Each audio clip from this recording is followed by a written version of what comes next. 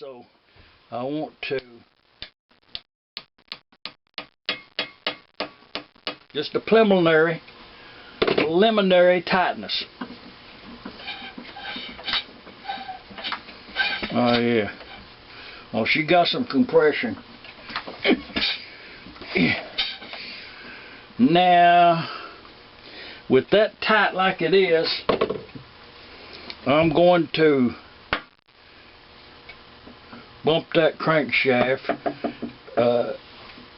and it did move. So that's do this.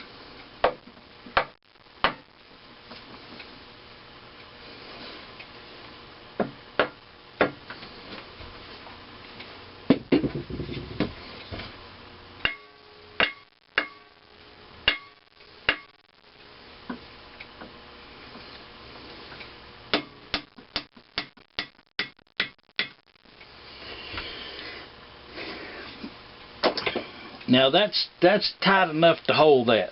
That's perfectly tight enough, and I will set that tight with a brass drift punch and a larger hammer. So I'm going to leave that right there. That's positioned there. Flywheel, and that works in and out. With this one partially locked into place, then I'm going to come to this side here and position this one and partially lock it into place. A little bit of lube right there, grease.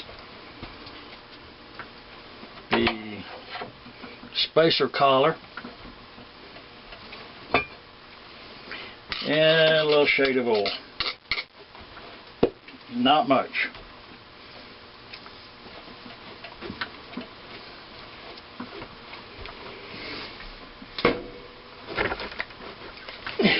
And the flywheel. Now I am going to take this one back off for a show and tell on the fuel pump lever. So I'm going to put that right there. I'm going to take the lead hammer and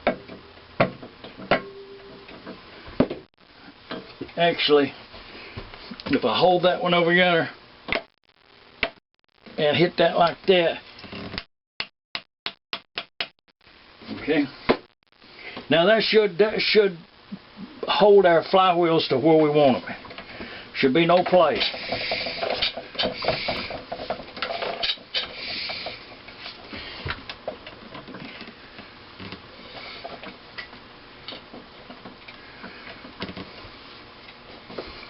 Let's do it again.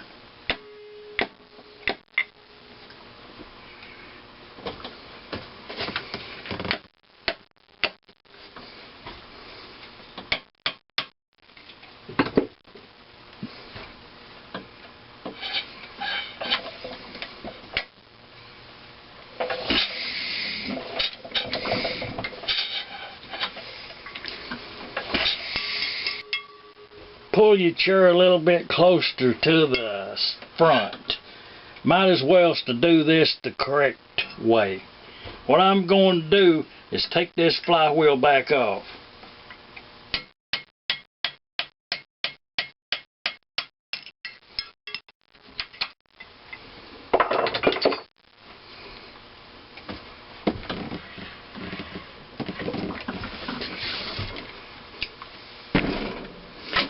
Reasoning being,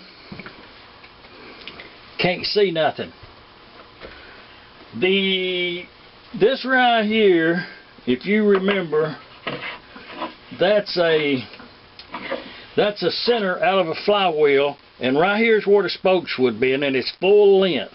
And this is the original part right here. And here's an extra collar that I had, and that's the way that fits on there, and it would be straight with that right there. Okay, in order to know what we're doing, we have to be able to see it.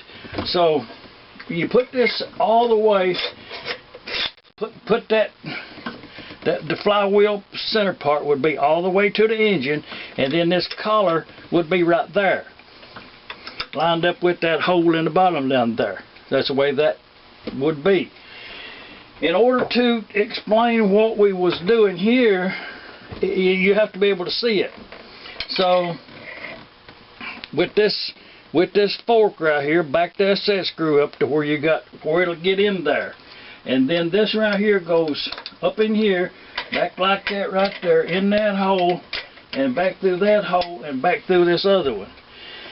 Okay, the reason to explain this, and the reason for that little shim down there, and to confirm that your parts are in good condition and not bent or broken, is, and these do get bent and worn where they don't work right.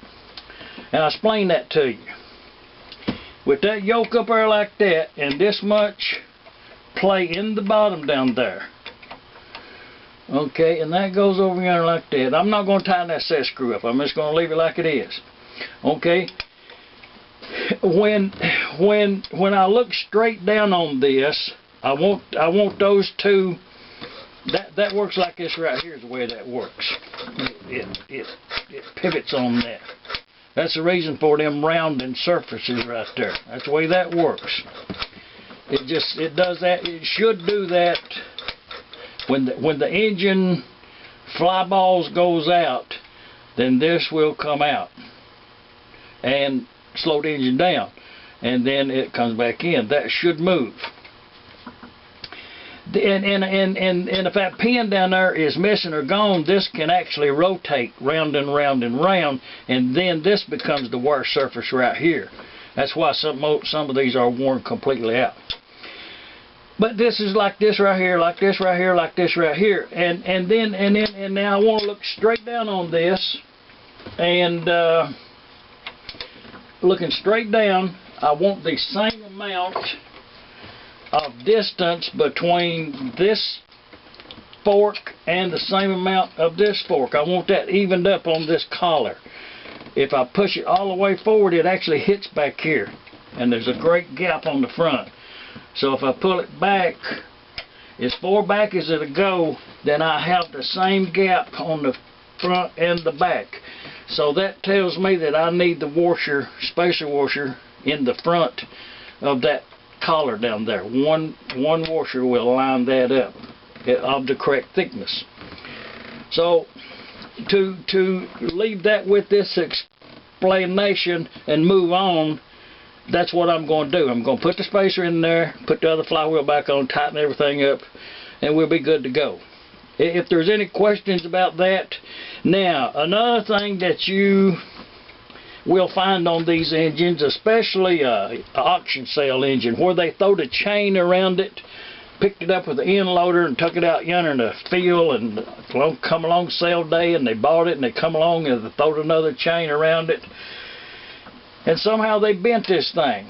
Okay, if you're looking down in here like this right here, and you can see daylight, if there's distance between one of those fingers on that fork right there, if one of them touches this collar and the other one don't, then it'll pull your governor in a sideways motion. So both of those pads should touch the collar at the same amount of tension. With that said, let's get on with the show.